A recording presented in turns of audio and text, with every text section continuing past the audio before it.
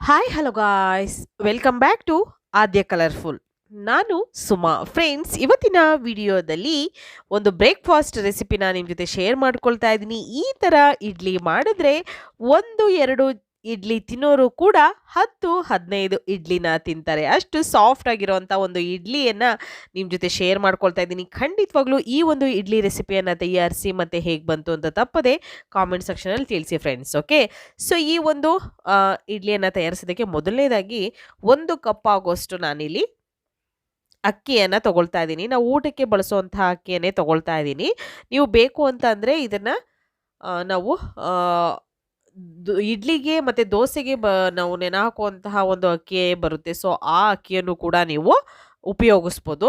ನಂತರ ಈಗ ಇಲ್ಲಿ ಒಂದು ಅರ್ಧ ಕಪ್ ಆಗುವಷ್ಟು ಸಾಬೂದಾನ ಅಂದರೆ ಸಬ್ಬಕ್ಕಿಯನ್ನು ತಗೊಳ್ತಾ ಇದ್ದೀನಿ ನಾನಿಲ್ಲಿ. ಫ್ರೆಂಡ್ಸ್, ನೀವೇನಾದರೂ ಫಸ್ಟ್ ಟೈಮ್ ನನ್ನ ಚಾನಲ್ಗೆ ವಿಸಿಟ್ ಮಾಡಿದರೆ ಪ್ಲೀಸ್ ನನ್ನ ಚಾನಲ್ನ ಸಬ್ಸ್ಕ್ರೈಬ್ ಮಾಡ್ಕೊಳ್ಳಿ ಮತ್ತು ಲೈಕ್ ಮಾಡಿ, ಹೆಚ್ಚೆಚ್ಚು ಶೇರ್ ಮಾಡಿ ಫ್ರೆಂಡ್ಸ್.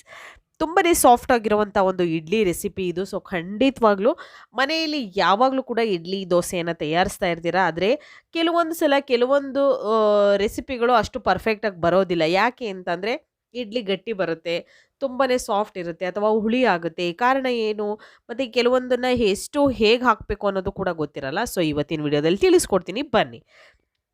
ಈಗ ಅರ್ಧ ಕಪ್ ಸಬ್ಬಕ್ಕಿ, 1 ಕಪ್ ಆಗುವಷ್ಟು ನಾನು ಇಲ್ಲಿ ಅವಲಕ್ಕಿಯನ್ನು ತಗೊಳ್ತಾ ಇದ್ದೀನಿ. ಸಬ್ಬಕ್ಕಿ ಹಾಕ್ಕೊಳ್ತಾ ಇದ್ದೀನಿ, ನೋಡ್ಬೋದು ನೀವು. ಅದಾದ ನಂತರ ನಾನು ಅದಕ್ಕೆ ಅವಲಕ್ಕಿಯನ್ನು ಕೂಡ ಹಾಕ್ಕೊಳ್ತಾ ಇದ್ದೀನಿ. ಸಬ್ಬಕ್ಕಿ ಮತ್ತು ಅವಲಕ್ಕಿ ಎರಡೂ ಕೂಡ ನಾವು ಒಂದು ಸಲ ಚೆನ್ನಾಗಿ ನೀರಲ್ಲಿ ತೊಳೆದ್ಬಿಟ್ಟು 1-2 ಸಲ ಚೆನ್ನಾಗಿ ತೊಳೆದ್ರೆ ನಂತರ ನೀರಲ್ಲಿ ನಾವು ಇದನ್ನು ನೆನೆ ಹಾಕಬೇಕಾಗುತ್ತೆ. ಸೊ ಅಕ್ಕಿಯನ್ನು ನೀವು ಸಪ್ರೇಟಾಗಿ ನೆನೆ ಹಾಕಬೇಕು, ಇದಕ್ಕೆ ಹಾಕ್ಕೊಳ್ಬಾರ್ದು. ನೋಡಿ,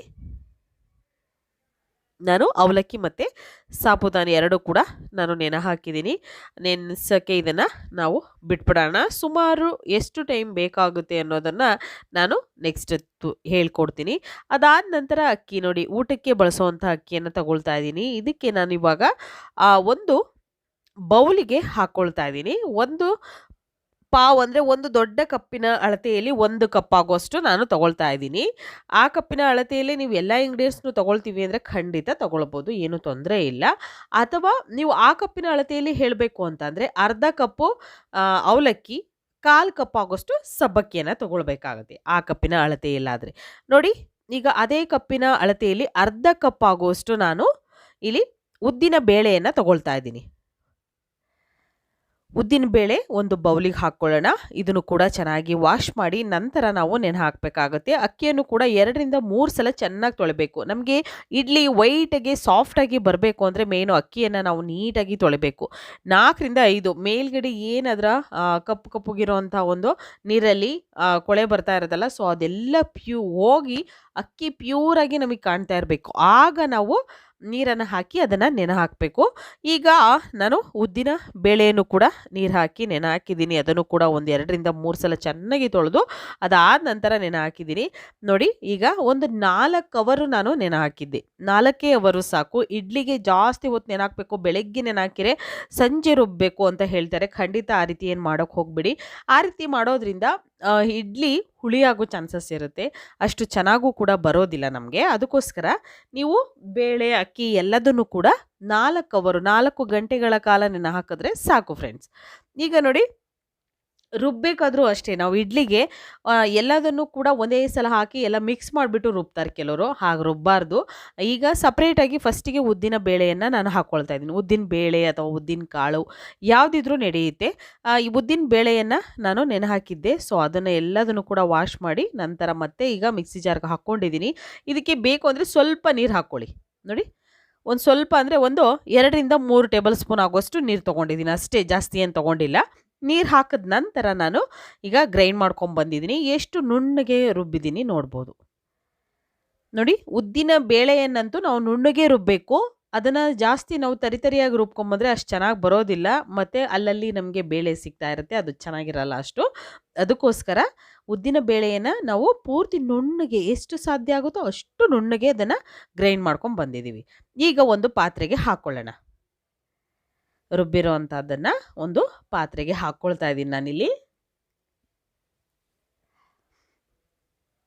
ಅದಾದ ನಂತರ ಇವಾಗ ಉದ್ದಿನ ಹಿಟ್ಟನ್ನು ಹಾಕ್ಕೊಂಡಿದ್ದೀನಿ. ಅದಾದ ನಂತರ ಇವಾಗ ನಾವು ನೆಕ್ಸ್ಟು ಅಕ್ಕಿಯನ್ನು ತಗೊಳ್ಳೋಣ. ನೋಡಿ, ಅಕ್ಕಿ ಎಲ್ಲ ಚೆನ್ನಾಗಿ ನೆಂದಿದೆ. ನಮಗೆ ನೋಡಿ ಎಷ್ಟು ಅಕ್ಕಿ ವೈಟ್ ಕಾಣ್ತಾ ಇದೆ ನೋಡ್ಬೋದು ನೀವು. ಈ ಅಕ್ಕಿಯನ್ನು ಇವಾಗ ನಾವು ಒಂದು ಮಿಕ್ಸಿ ಜಾರ್ಗೆ ಹಾಕ್ಕೊಳ್ಳೋಣ. ಮಿಕ್ಸಿ ಜಾರ್ಗೆ ಹಾಕ್ಕೊಳ್ಳೋಣ. ಈ ಅಕ್ಕಿಯನ್ನೆಲ್ಲ ನೀರಲ್ಲಿರೋದೆಲ್ಲ ಸೋಸ್ಬಿಟ್ಟು ನಂತರ ಅಕ್ಕಿಯನ್ನು ಹಾಕ್ಕೊಳ್ಬೇಕಾಗುತ್ತೆ. ಯಾಕೆಂದರೆ ರುಬ್ಬೇಕಾದ್ರೆ ಜಾಸ್ತಿ ನೀರು ಹಾಕ್ಕೊಂಡ್ರೆ ಅಕ್ಕಿ ನುಣ್ಣಗಾಗೋದಿಲ್ಲ. ಅದಕ್ಕೋಸ್ಕರ ನೋಡಿ ಅಕ್ಕಿಯನ್ನು ಹಾಕ್ಕೊಳ್ತಾ ಇದ್ದೀನಿ.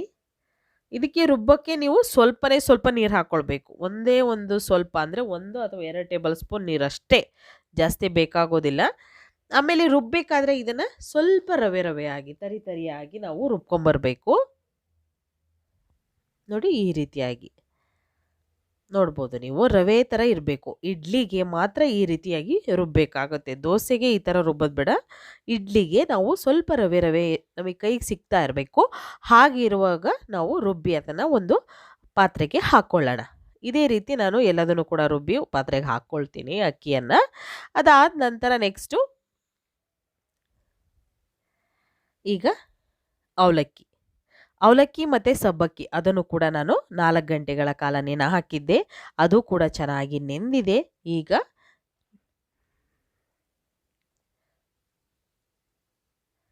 ಇದನ್ನು ಕೂಡ ಮಿಕ್ಸಿ ಜಾರ್ಗೆ ಹಾಕ್ಕೊಳ್ಳೋಣ. ಮಿಕ್ಸಿ ಜಾರಿಗೆ ಹಾಕಿ ಇದನ್ನು ಕೂಡ ನುಣ್ಣಗೆ ಗ್ರೈಂಡ್ ಮಾಡ್ಕೊಂಬಂದಿದ್ದೀನಿ. ನೋಡ್ಬೋದು ನೀವು, ಎಷ್ಟು ಸಾಧ್ಯ ಆಗುತ್ತೋ ಅಷ್ಟು ನುಣ್ಣಗೆ ರುಬ್ಕೊಂಬನ್ನಿ. ಸ್ವಲ್ಪ ನೀರು ಜಾಸ್ತಿ ತೊಗೊಳುತ್ತೆ ಅವಲಕ್ಕಿ ಮತ್ತು ಸಬ್ಬಕ್ಕಿ, ಹಾಗಾಗಿ ಸ್ವಲ್ಪ ನೀರು ಹಾಕ್ಕೊಂಡು ರುಬ್ಕೊಂಬನ್ನಿ, ಏನೂ ಆಗಲ್ಲ.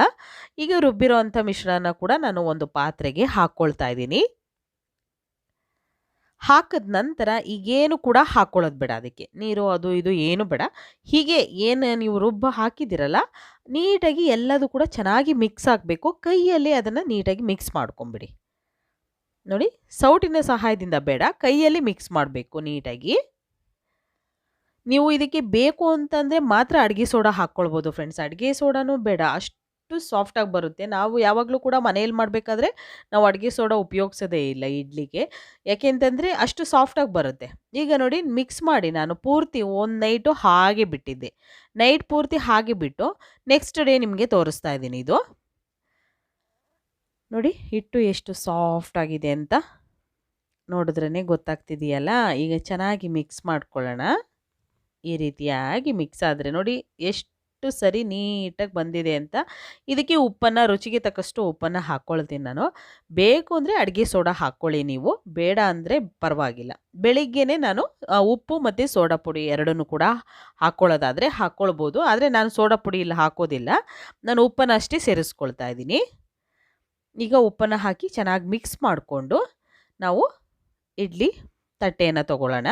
ಇಡ್ಲಿ ತಟ್ಟೆಗೆ ಸ್ವಲ್ಪ ಎಣ್ಣೆಯನ್ನು ನಾನು ಗ್ರೀಸ್ ಮಾಡ್ಕೊಳ್ತೀನಿ, ಹಚ್ಕೊಳ್ತೀನಿ ಪೂರ್ತಿಯಾಗಿ ಈ ರೀತಿಯಾಗಿ. ಯಾಕೆಂದರೆ ಇಡ್ಲಿ ನಾವು ಇದು ಪಾತ್ರೆಗೆ ಅಂಟ್ಕೊಳ್ಳೋದಿಲ್ಲ, ನಾವು ಎಣ್ಣೆಯನ್ನು ಹಚ್ಚಿರೋದ್ರಿಂದ ಇಡ್ಲಿ ಅಂಟ್ಕೊಳ್ಳೋದಿಲ್ಲ, ನೀಟಾಗಿ ಬರುತ್ತೆ. ಅದಕ್ಕೋಸ್ಕರ ಈಗ ಹಿಟ್ಟನ್ನು ಹಾಕ್ಕೊಳ್ಳೋಣ.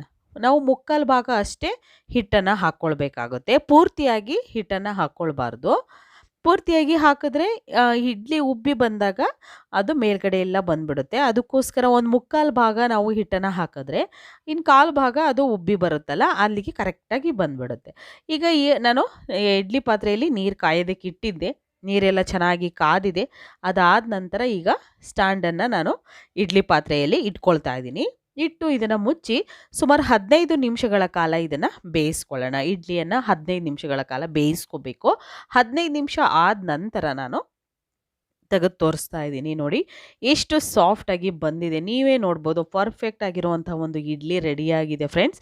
ಖಂಡಿತ ನೀವು ಮನೆಯಲ್ಲಿ ಇದನ್ನು ಒಂದ್ಸಲ ತಯಾರಿಸಿ, ಎಷ್ಟು ಸಾಫ್ಟಾಗಿ ಬರುತ್ತೆ.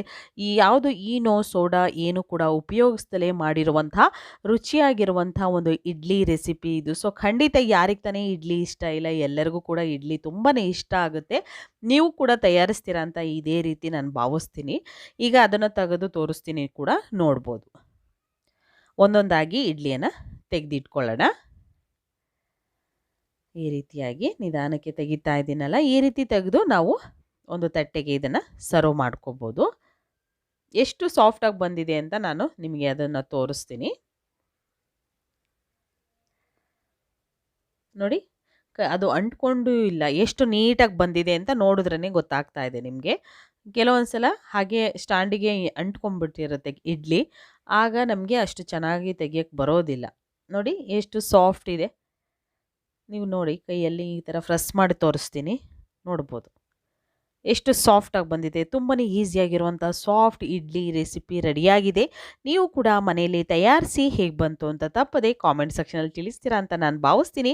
ಇವತ್ತಿನ ವಿಡಿಯೋ ಇಷ್ಟ ಆಗಿದ್ರೆ ಚಾನಲ್ನ ಸಬ್ಸ್ಕ್ರೈಬ್ ಮಾಡ್ಕೊಳ್ಳಿ ಫ್ರೆಂಡ್ಸ್. ಲೈಕ್ ಮಾಡಿ ಮತ್ತು ಹೆಚ್ಚು ಶೇರ್ ಮಾಡಿ. ಇವತ್ತಿನ ವಿಡಿಯೋನ ಇಲ್ಲಿಗೆ ಮುಗಿಸೋಣ. ಮತ್ತೆ ಇನ್ನೊಂದು ಹೊಸ ವಿಡಿಯೋ ಜೊತೆ ಬರ್ತೀನಿ. ಬಾಯ್.